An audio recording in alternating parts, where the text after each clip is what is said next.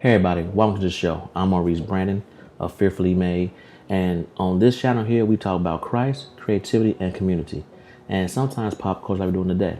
Now if that sounds good to you, then hit that bell, hit that like, and hit that subscribe button to get more of this content. Let's go. So let's start out with Michael Jackson. Recently, Janet Jackson, who's doing a new documentary, opened up about Michael Jackson, her brother, and the child molestation case. She said that her career was hurt because of the allegations and kind of like guilty by association, as the term she used. The thing about it is that I have never heard Janet give credit to Michael for her career. And I think it's kind of damaging that, you can blame someone for your career failing, but can't give him credit for your career going well. Also, in 93, when he was charged with child molestation charges, your career still thrived. The real thing, Janet, is that your career suffered because of the Super Bowl incident, and also the change in production and sound quality that you did after the Super Bowl incident. Before that, you were produced by Jimmy Jam and Terry Lewis, and after that, you went towards more of a modern sound with Kanye West and other modern producers. Sure, Jimmy Jam and Terry Lewis wrote some things, and they might have helped with some of the production aspects, but it was helmed by other people this time. I think that's something really magical when a good artist gets with a good producer and they have that synergy. It's like when Michael got with Quincy Jones. It's like when Justin Timberlake got with Timberland, and so forth. And speaking of Timberlake, I was there in 2004 when this nipple accident happened. And what really happened, what really hurt, was the fact that Justin Timberlake got away blamed in the situation, and you were labeled the crazy one, the freak. So, I just find it interesting that you want to blame Michael. We need to take accountability for our roles in the situation and not look at someone else's. Your career would have been fine had, I believe, you came out with music that fit the radio genre of that time, which did not happen. The radio was just such a huge shift by that period of time that I don't think anyone could have made a massive hit that was not named Beyonce in the R&B world. But let's go and talk about not taking accountability and take that a little step further. When Cat Williams took offense to Eddie Murphy being named the greatest comedian of all time. Now, Cat made a statement that Eddie should not be known as the greatest comedian of all time because he hasn't done a stand-up since 1980. He said he's the greatest comedian of all time because he has the most female fans. Now, one, I don't know what having female fans has anything to do with you being a great comedian. If you understand what that means, leave a comment below and help me understand, what does having female friends equate to being the greatest comedian of all time? I have no clue. But beyond that, I think that, he talks about Eddie not being a stand-up comedian since 1980 and about the entire body of work. And I agree. But here's the thing. Eddie Murphy's body of work in 1980 has been so great that it probably blows out anything anyone has done since. It's like Jordan's 1990 run on Chicago Bulls. It's so dominant, it's so great that it doesn't matter. LeBron James, who probably has a better body of work, a longer body of work, is still chasing that GOAT status in people's eyes because of Jordan's dominance in the 90s. And I think that's a very important thing.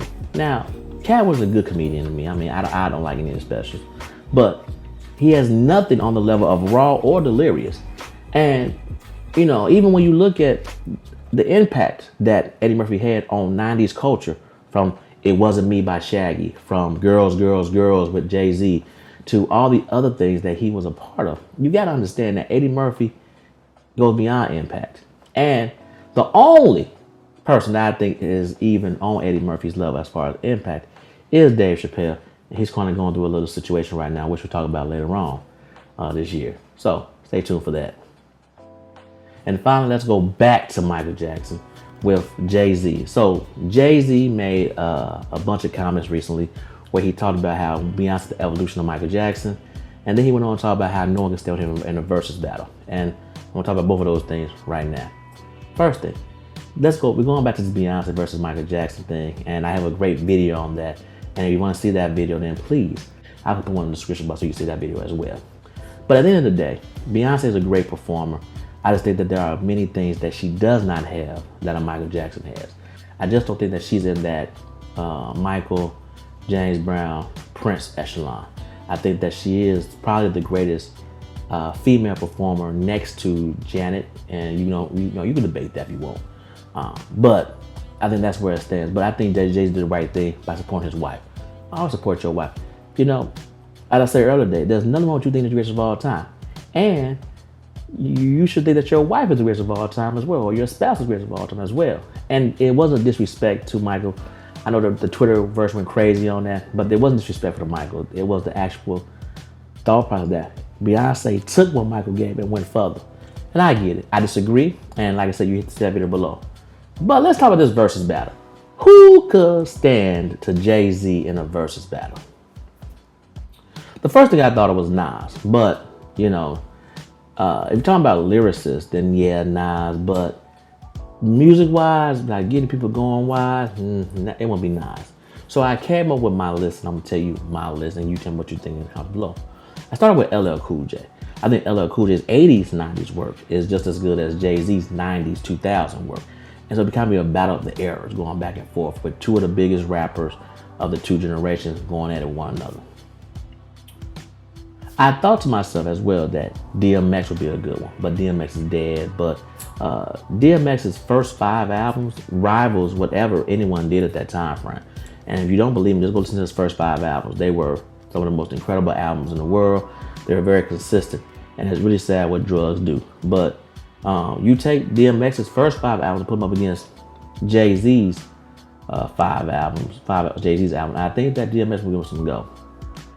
I also thought about Kanye West, because when you think about Jay-Z's catalog, right? Reasonable Doubt is classic, right? And then the next class that you have is The Blueprint, which Kanye was a big part of. And Kanye has a lot of classics, so he's very influential. So I thought about Kanye as well. And last, Eminem. What bigger artist of the 90s and 2000s was than Eminem as far as the rap scene goes? So I think that those are people who give Jay-Z some go. But once again, Jay-Z was never been disrespectful. It was us tongue in cheek. And I'm kind of saying I want to see those battles myself. But tell me who you think could challenge Jay-Z. Tell me what you think about the Janet Michael Jackson thing. And what does having female friends mean anything about being the greatest creator of all time? Help me understand. Leave those comments below. Hit that like, hit that bell, hit that subscribe, and let's go. And always remember, be fearfully creative. I'm out.